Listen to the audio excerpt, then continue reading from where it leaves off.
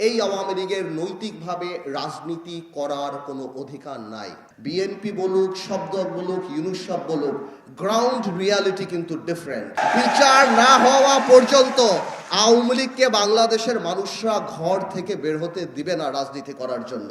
একটা দল, একটা রাজনৈতিক দল, জনগণের দল, তারা ক্ষমতায় থাকার জন্য কত হাজার মানুষকে হত্যা করলো। আমি এখনো বিশ্বাস করি যে আওয়ামী লীগের নৈতিকভাবে রাজনীতি করার কোনো অধিকার নাই।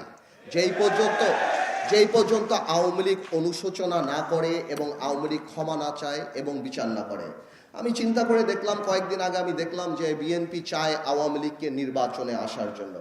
আমি বুঝতে পারি রাজনীতিবিদ হিসাবে যে বিএনপি চেতেই পারে আওয়ামী লীগকে নির্বাচনে আসার জন্য, নাহলে আওয়ামী লীগ পরে বলতে থাকবে যে আমাদেরকে নির্বাচনকে বাদ দেওয়া হয়েছে, এই নির্বাচনের গ্রহণযোগ্যতা নাই, এই নির্বাচন আমরা করলে আমরা জিতে যেতাম।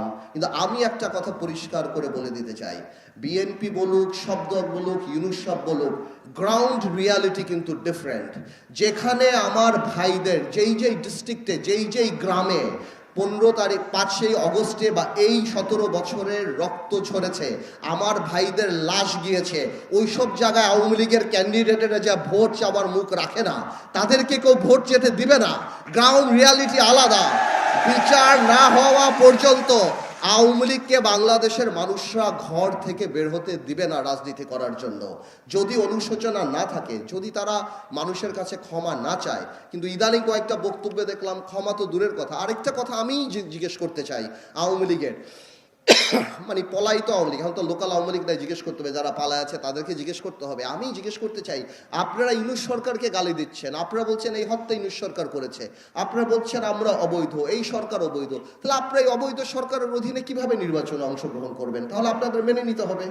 তো আমি মনে করি যে বিএনপি হয়তো ছাড় দিতে চায় আওয়ামী লীগকে নির্বাচনে আসুক, বা নৈতিকভাবে আমি মনে করি না আওয়ামী লীগের নির্বাচন করার কোনো সুযোগ আছে। এবং আওয়ামী লীগের মতো দলকে, যারা গণহত্যায় বিশ্বাস করে, যাদের কোনো রাজনৈতিক অস্তিত্ব নাই, যারা ক্ষমতায় যাওয়ার জন্য সব কিছু করতে রাজি, সেই ধরনের দলকে বাতিল নিষিদ্ধ করার জন্য আমি মনে করি সংবিধানের প্রভিশন থাকা উচিত।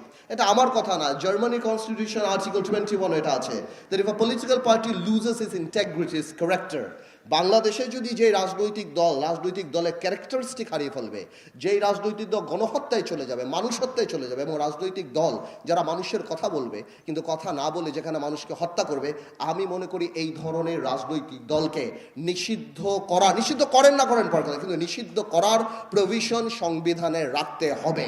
না হলে এরা আবার করে সামনেও আবার এই ধরনের রাজনৈতিক দল সামনে চলে আসবে।